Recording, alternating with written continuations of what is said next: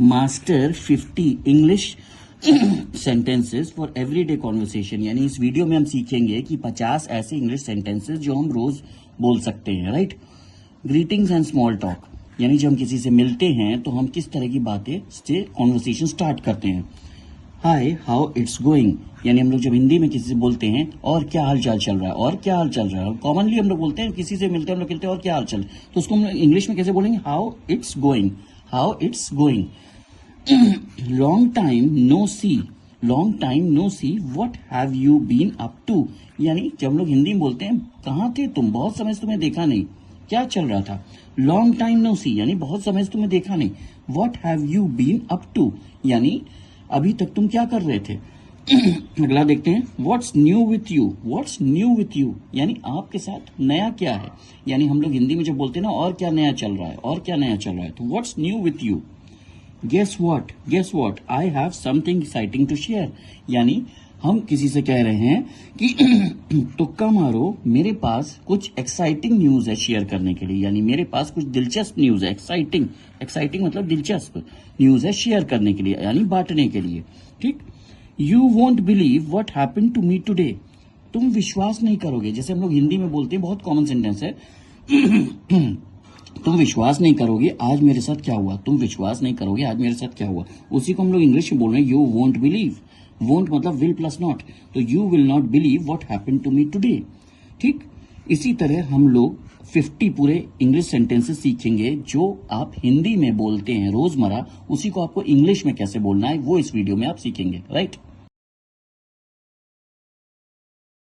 चलिए, expressing agreement and disagreement, यानी जब हम किसी बात के लिए किसी से अग्रीमेंट या डिसएग्रीमेंट शो करते हैं, एक्सप्रेस करते हैं, एक्सप्रेस मतलब शो करते हैं, तो वो हम कैसे सेंटेंसेस के द्वारा शो करते हैं, ठीक है। अग्रीमेंट मतलब सहमत होना, डिसएग्रीमेंट मतलब असहमत होना।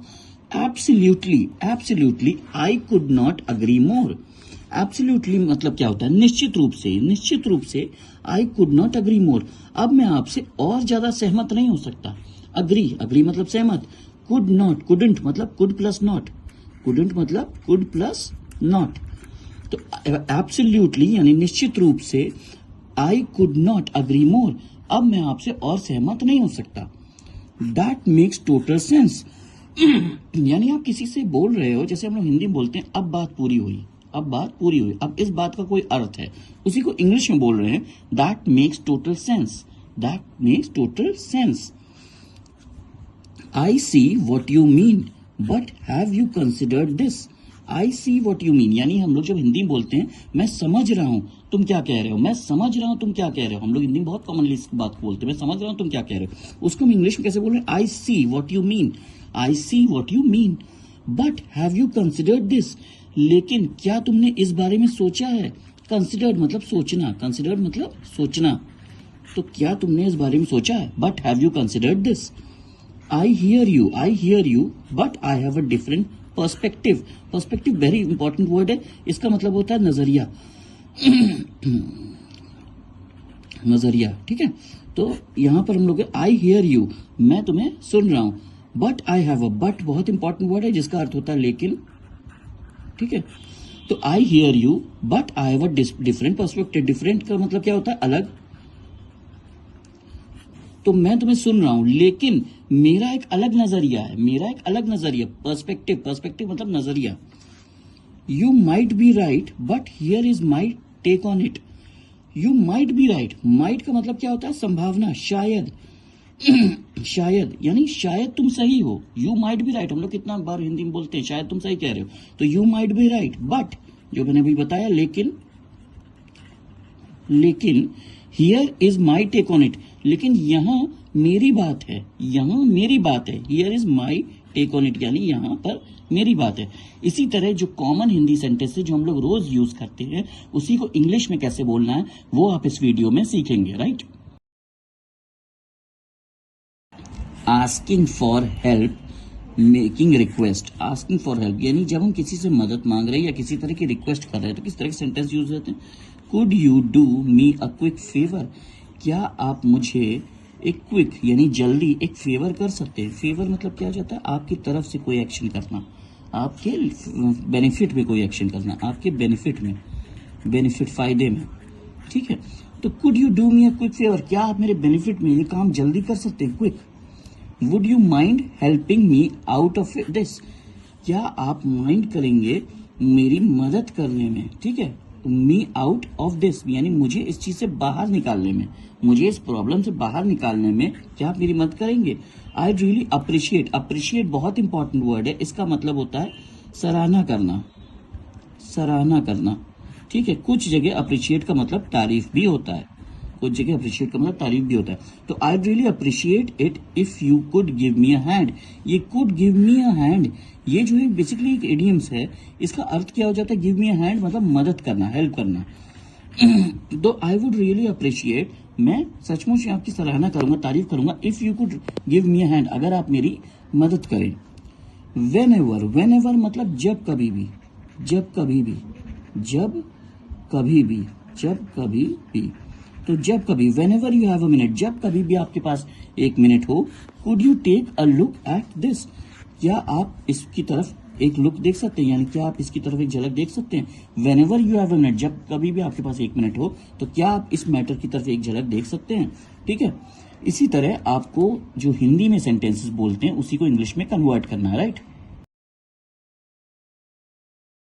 एक्सप्रेसिंग ग्रेटिट्यूड एंड अप्रिसिएशन, ठीक है। अप्रिसिएशन मैंने आपको बताया एक तरह से सराहना, तारीफ करना, ग्रेटिट्यूड एक तरह से आभार व्यक्त करना।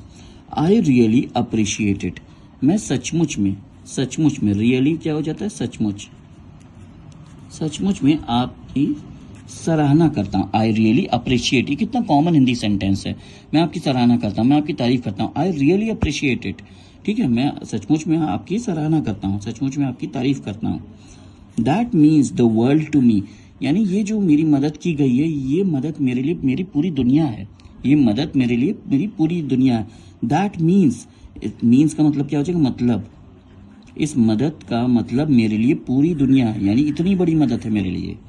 I am beyond grateful for your help, यानी मैं आपकी मदद के लिए, मैं जो आपने मेरी मदद की है, मैं उस मदद के लिए बियॉन्ड ग्रेटफुल हूँ, यानी ग्रेटफुल एक तरह से क्या हो गया, एहसानमंद, ठीक। तो I am beyond grateful for your help, यानी मैं आपकी मदद के लिए, बियॉन्ड मतलब क्या होता है, सीमा से ज्यादा, सीमा से ज्यादा, तो मैं जो एहसान की सीमा होती है उससे भी ज्यादा ग्रेटफुल हूँ, वो यानी बहुत ज्यादा।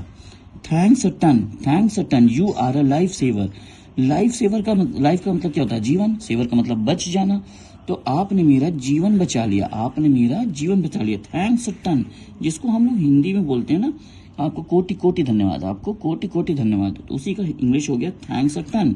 You are a life saver, you are a life saver. Many thanks, I truly appreciate it, यानी आपको बहुत धन्यवाद, मैं सचमुच में, ट्रूली का अर्थ भी वही हुआ जो यहाँ पे रियली का है, सचमुच में आपकी सराहना करता हूँ, अप्रिशिएट करता हूँ, तारीफ करता हूँ। आप लोग को इसी तरह, क्योंकि ये कॉमन हिंदी सेंटेंसेस हैं जो हर कोई बोलता है, मैं भी बोलता हूँ, आप भी बोलते हैं, कोई और भी बोलता है, हर कोई बोलता है। इन्हीं सेंटेंसेस को हमें अगर इंग्लिश में कन्वर्ट करना आ जाए, इन्हीं सेंटेंस को हमें इंग्लिश में बोलना आ जाए, तो इंग्लिश बोलने की जो प्रॉब्लम है वो पूरी तरह जड़ से खत्म हो जाए। तो इसी तरह आपको ये सेंटेंसेस आप भी बोलते हैं, बस हिंदी में बोलते हैं, अब उसी को इंग्लिश में कैसे बोलना है, इस वीडियो को बार बार देखकर आप अच्छे से सीख लीजिए, समझ लीजिए कि उन्हीं हिंदी सेंटेंसेस को इंग्लिश में कैसे बोलना है, राइट। चलिए, making plans and inviting someone, making plans यानी कोई योजना बनाने के लिए जो हम सेंटेंसेस बोलते हैं, या किसी को निमंत्रण देने के लिए कोई सेंटेंस बोलते हैं। चलिए देखते हैं। Hi, are you free this weekend, आप किसी से पूछ रहे हैं कि क्या तुम इस वीकेंड फ्री हो, कितना कॉमन क्वेश्चन है ये, क्या तुम इस वीकेंड पे फ्री हो, यानी वीकेंड मतलब क्या होता है, सैटरडे संडे, वीकेंड मतलब सैटरडे संडे, है ना। तो आप किसी से पूछ रहे हो, सोचिए कौन नहीं पूछता, हर ही कोई पूछता है, क्या इस सैटरडे संडे तुम क्या कर रहे हो, इस वीकेंड क्या कर रहे हो, बस यही को इंग्लिश में बोलना है। Are you free this weekend, are you free this weekend. Let's catch up soon, let's catch up soon, it has been ages, ages मतलब क्या हो गया, एजेस मतलब बहुत साल हो गए हैं, बहुत साल हो गए तुमसे मिले हुए। Let's catch up soon, catch up मतलब मिलना, यानी जल्द ही मिलते हैं। लेट्स कैच अप सून यानी जल्दी मिलते हैं। इट हैज बीन एजेस, बहुत साल हो गए तुमसे मिले हुए, राइट।